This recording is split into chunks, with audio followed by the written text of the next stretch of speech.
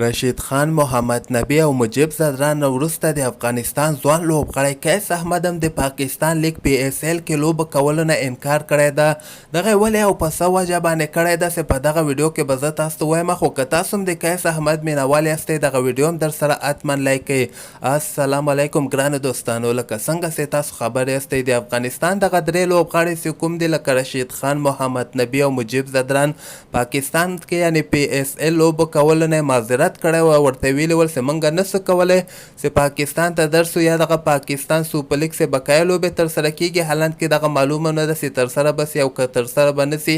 اوس خو پاکستان وایي چې دغه به په دوبۍ کې ترسره کیږي، خو که هر چېرته ترسره کیږي د افغانستان رشید خان محمد نبی او مجیب زدران ورته واضحه دغه خبر ورکړه چې موږ نسو کولی دغه پاکستان سوپر لیګ کې ولوبېږو. او بل طرف ته به زه تاسو ته وایم چې دغه درې لوبغاړو نه وروسته د افغانستان ځوان لوبغاړی قیس احمد هم دا خبر ورکړی ده چې زه هم نسم کولی د پاکستان سوپر لیګ دغه بقایه لوبه کې یو لوبې ترسره کړمه.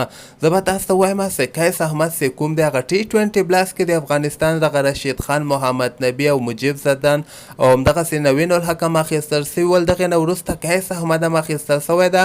نو قیس احمد به که خیر د پاکستان سوپر لیګ په ځای باندې په T20 بلاس کې لوبه ترسره کړي، ځکه هغه دواړه ټورنمنټونه په جون میاشتې کې ترسره کیږي. نو دغه لوبغاړو سره خپله خوښه یعنې هر یو لوبغاړی کولی سي که قیس وغواړي پاکستان سوپر لیګ ته هم تللی سي. خو دغسې معلومات چې کوم ما ترلاسه کړي دي د هغه په اساس باندې قیس احمد پاکستان ته نه ځي بلکې دی انګلینډ ته ځي او هلته په T20 بلاس کې لوبه ترسره کړي. خو بل طرف ته به زه تاسو ته وایم چې قیس احمد چې کوم د کویټا ګلیډیټر په نوم باندې چې کوم ټیم و هغه کې اخیستل سوی یوه لوبه په پاکستان سوپر لیګ کې ګټلې وه. هغه ټوله لوبه مکمل لوبه ورته قیس احمد ګټلې وله چې په هغه کې ورته درې مهم لوبغاړي اوټ کړي ول.